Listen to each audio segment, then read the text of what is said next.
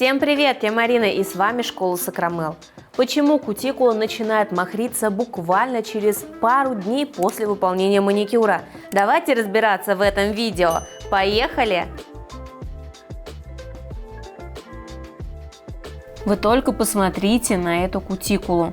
Такое ощущение, как будто бы она, не знаю, как взрыв на макаронной фабрике, вот как по-другому назвать. Вся слоится прямо пластами, видно, что сухая, огрубевшая, налипающая, стелющаяся. Вот все здесь присутствует. И нам предстоит сегодня выполнить преображение. Этому маникюру всего 10 дней. И кутикула уже в таком печальном состоянии. На самом деле есть определенный вид кутикулы, при котором кожа выглядит именно таким образом буквально через 7 дней после маникюра. Но это больше как исключение. Как правило, такой результат от маникюра из-за того, что мастер неверно подобрал вид маникюра, либо использовал тупой инструмент, отрывал частички кожи, и кутикула начала махриться. Возможно, причиной стал неправильно выбранный абразив насадки. Например, слишком жесткий абразив, либо сильное надавливающее движение и перетирание кожи в одном месте. Сегодня я покажу, как же мы все-таки сделаем маникюр на этих руках для того, чтобы убрать такую растрескавшуюся кутикулу. Когда мы отодвигаем кутикулу апельсиновой палочкой, важно не сразу снизу начинать отталкивать ее с пленочки, с птериги, а чуть выше, именно где сама полосочка кожи. Тогда у вас кожа дополнительно, птериги не будут забиваться под кутикулу еще сильнее. Плюс берите на заметку вот такой лайфхак. Для того, чтобы убрать часть птериги и, возможно, сухой кутикулы, я использую баф. Прохожусь по этому месту, и уже часть птериги уходит. Мне гораздо проще будет выполнить маникюр.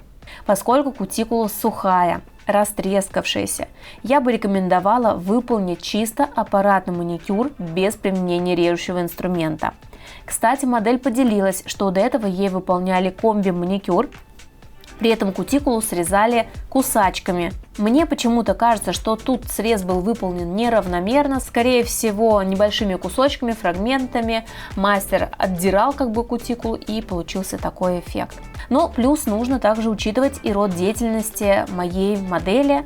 Она работает в магазине, работает с товаром, то есть руки постоянно в работе, коробки, пыль, и поэтому кутикула так быстро огрубевает. Да и в целом видим, что валики сухие. В целом ногти у моей модели хорошие, неплохие, хотя местами где-то перепилены.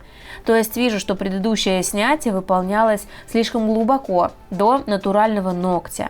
Поэтому во время снятия работала очень аккуратно. Для приподнятия кутикулы использую пламя с синей насечкой. Оно поможет эффективно убрать сухую кожу, зашлифовать валики, а также приподнять юбочку, которая необходима для выполнения аппаратного среза. Но мне хотелось сделать внутреннюю поверхность еще более гладкой, еще более красивой, поэтому я сменила абразив на красный. Да, так тоже можно делать. Если бы я сразу начала с работы красной насадкой, она бы неизбежно забивалась сухой кожей и неэффективно бы прочищала уже буквально после 5-го ногтя. А благодаря тому, что мы основную работу сделали с синей фрезой, теперь мы быстро сможем все дошлифовать, мелкие детали при помощи насадки с красным воротничком.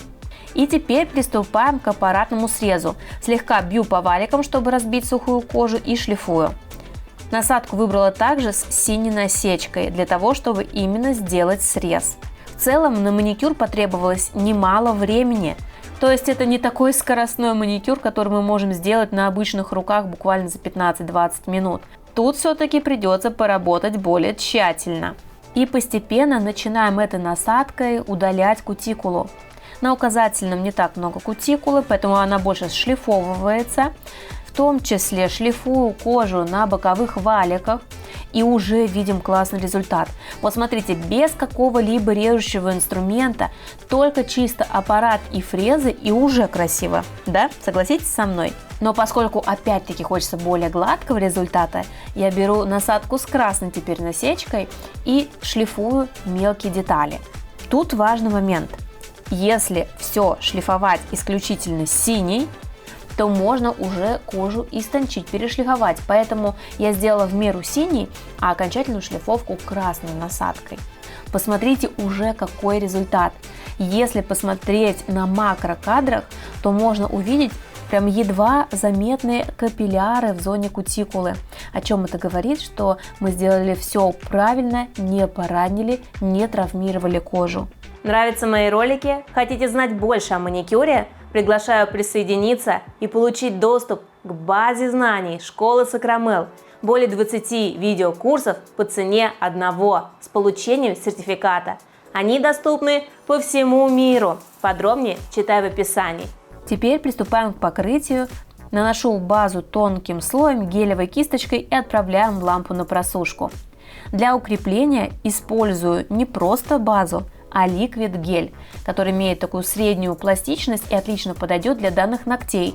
Опять же, учитывая род деятельности моей модели, для нее лучше выполнять покрытие не базой, которая будет изгибаться, а более жестким материалом. Вот в этом случае ликвид гель он не даст лишнего объема.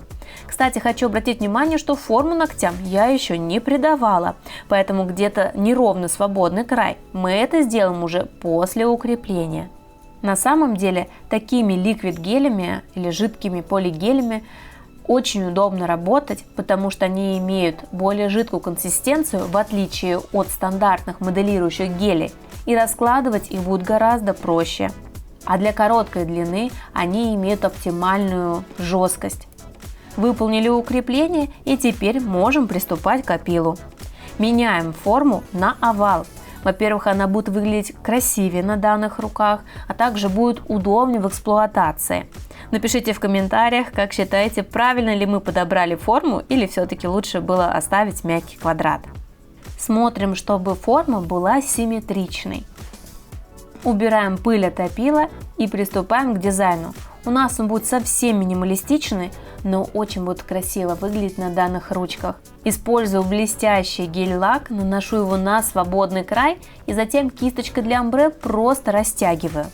Мне очень нравится такой дизайн, я даже сама как-то ходила именно с такими блестками, они очень выигрышно смотрятся, золотой блеск очень красиво переливается на солнце и совсем не надоедает, то есть такой ненавязчивый дизайн. Этих блесток немного, они только на кончике. И перекрываем все топом, уже видно, как блестки переливаются очень красиво. Но это еще не все. Наша задача финально заполировать кутикулу по маслу для того, чтобы не было новых растрескиваний и эффект от маникюра был более продолжительным, пролонгированным. Давайте подведем итог. Необходимо верно определить тип кожи и кутикулы клиента и правильно подобрать маникюр. В таком случае результат будет безупречный. А я желаю вам красивых маникюров. Смотрите и другие полезные видео на моем канале. Поддерживайте, ставьте пальчик вверх. Всем успехов! Пока-пока!